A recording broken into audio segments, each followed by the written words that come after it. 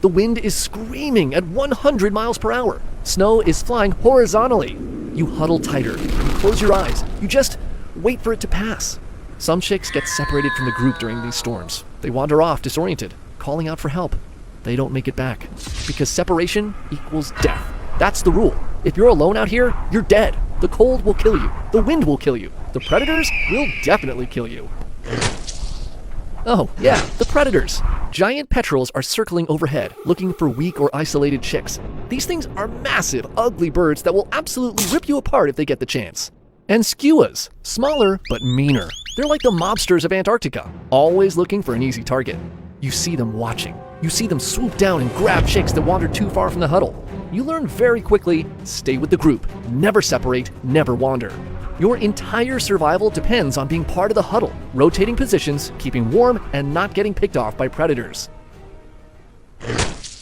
Well, goddamn, there goes your favorite playmate. He was a good sibling.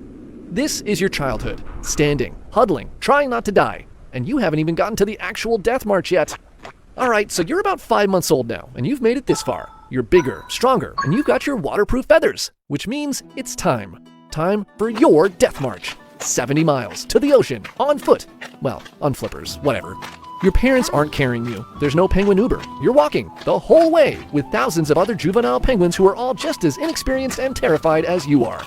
And off you go. Waddle, waddle, waddle. Step after step after step across the frozen wasteland. It's exhausting.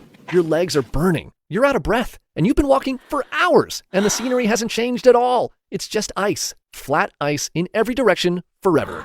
Are we there yet? No, not even close. You keep walking. Some of the other juveniles are falling behind. Some just stop and sit down, too tired to continue. You don't see them again. But you keep going, because what else are you gonna do? Go back? There's no food back there. It's forward or die. Days pass. Days. You're walking in a massive group. Thousands of penguins all trudging through blizzards, up ice hills, across frozen plains. And then finally, you see it.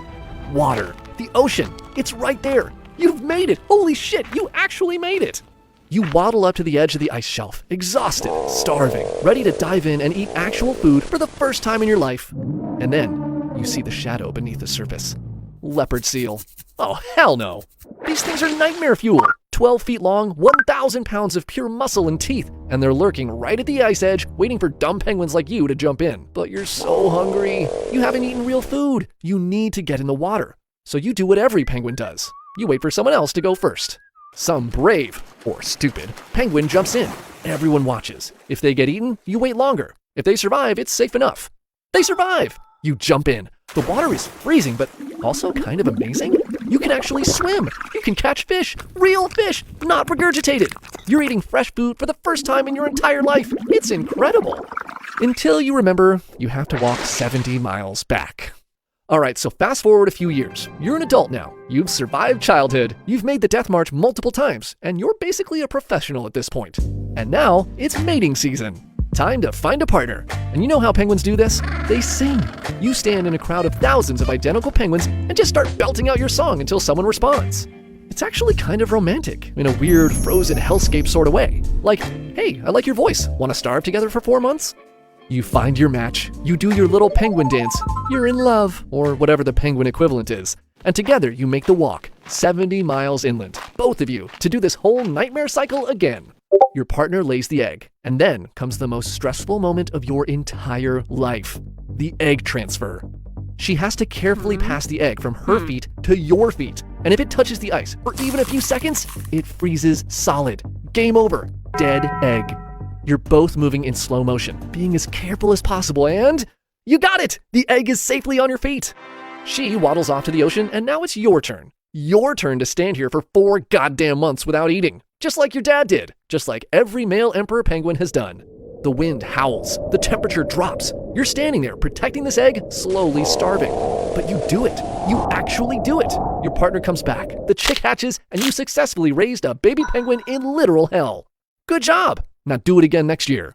And you do, year after year. The death march, the standing, the starving, the walking, over and over. You're getting older now. The walks are harder. Your body's wearing down. Each trip to the ocean feels longer than the last.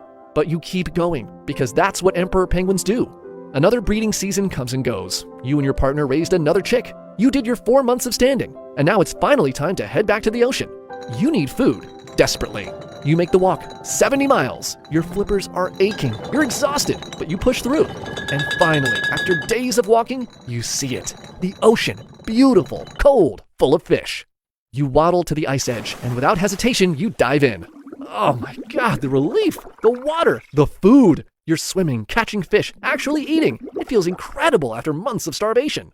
You're diving deeper, chasing after a fish, finally feeling alive again. And then you see it. A shadow, moving fast, coming straight at you. Leopard seal. Oh, hell no.